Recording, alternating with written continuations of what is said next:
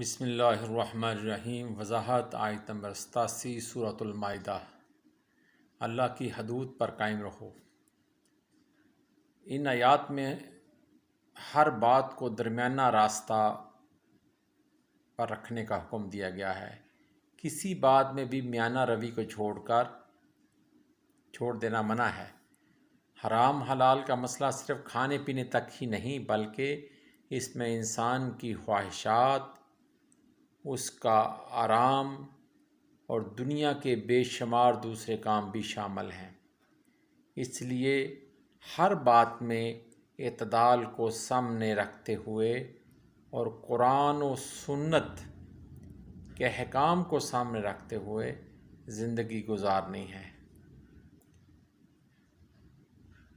دنیا اور دین ساتھ ساتھ چلانا ہی بہترین طریقہ ہے، اور ہر قدم پر اپنے دل میں اللہ کا خوف محسوس کرتے رہنا ہی ایمان کی نشانی ہے اور نجات کی ضمانت ہے۔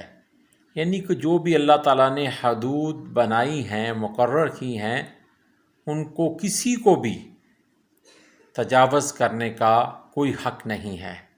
جو ایسا کرے گا وہ گنہگار ٹھہرائے گا اور وہ اللہ تعالیٰ کے حکم سے روگردانی کرے گا۔